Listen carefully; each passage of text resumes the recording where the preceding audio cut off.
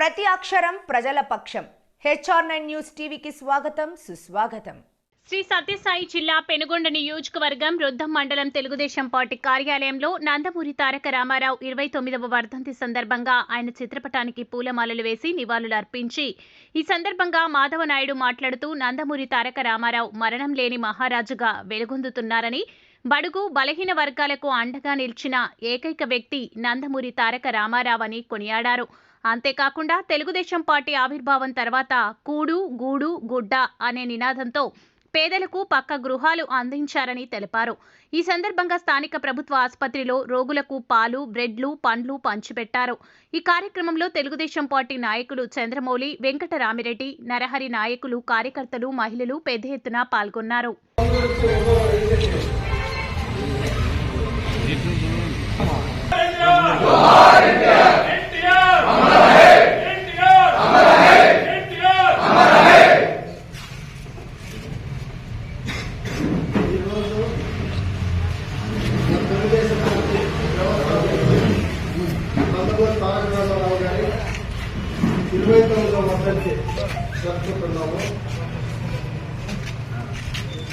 NT Ramarao గురించి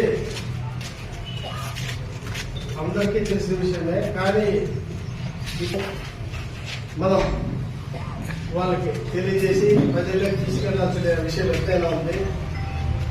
ఒకప్పుడు క్లిష్ట పరిస్థితుల్లో తెలుగు ప్రజల, ఆంధ్ర ప్రజల యొక్క ఆత్మస్థైర్యాన్ని, ఆత్మ గౌరవాన్ని తాకట్టు పెట్టి, ఢిల్లీలో తాకట్టు పెట్టి తెలుగువారి ఆత్మగౌరవాన్ని తీసేటువంటి సందర్భంలో ఎన్టీ రామారావు గారు మాధవ సేవ అంటూ ప్రతి ఒక్కరికి కూడు కూడు గుడ్డ అవసరం అనే విధానంతో తెలుగుదేశం పార్టీ పెట్టడం జరిగింది.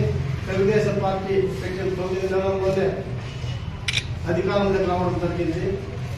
అధికారంలోకి వచ్చిన తర్వాత ఆయన తీసుకున్న నిర్ణయాలు, ఆయన చేసిన పనులు, ఏ ప్రభుత్వం వచ్చినా, భారతదేశంలో ఏ రాష్ట్రంలో అయినా ఏ కార్యక్రమాలు జరిగినా దానికి మూలం వచ్చేసి ఎన్టీ రామారావు గారే. ఎందుకంటే సంక్షేమ కార్యక్రమాలు తీసుకొచ్చింది ఎన్టీ రామారావు. అదేవిధంగా ప్రతి ఒక్కరికి ఇల్లు ఉండాలి అనే వివాదంతో ప్రజల్లోకి వచ్చినటువంటి వ్యక్తి ఎన్టీ రామారావు గారు. అదేవిధంగా స్త్రీలు ఉన్నటువంటి వారిలో సగ భాగానికి పైగా ఉన్నటువంటి స్త్రీలకు ఆస్తిలో సమాన హక్కు కల్పించినటువంటి వ్యక్తి ఎన్టీ రామారావు గారు.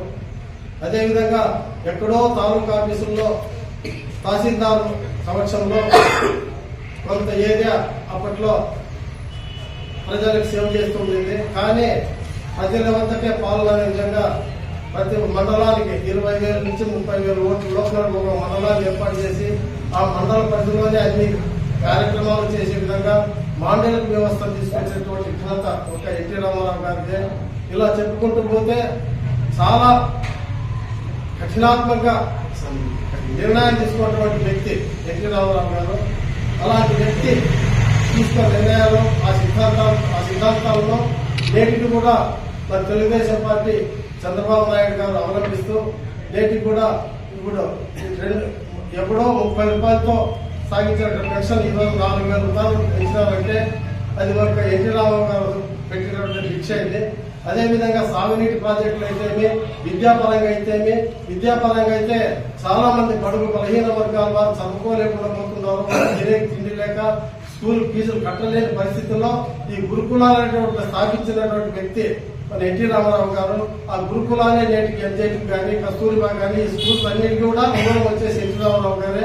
ఇలాంటి వ్యక్తిని మనం స్మరించుకోవాల్సిన విషయం జయంతి రోజు అయితేమి, వర్ధంతి రోజు అయితేమి ఆయన గొప్పతనాన్ని మనం అందరికీ ప్రజల్లోకి తీసుకెళ్లాల్సిన విషయం ప్రతి ఒక్కరి మీద ఉంది.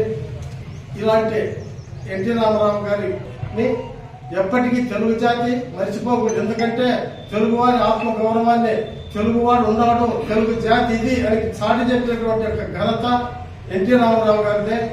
దాన్ని చంద్రబాబు నాయుడు గారు విదేశాలకు కూడా తీసుకుపోయినారు. తెలుగు జాతి అంటే ఏమి, తెలుగు ప్రజలంటే ఏమి, తెలుగు వారి యొక్క ఘనకీర్తి అంటే ఏమైనటువంటిది చంద్రబాబు నాయుడు గారు కూడా విదేశాలకు కూడా మనమేమి అనే చాటి చెప్పాడు.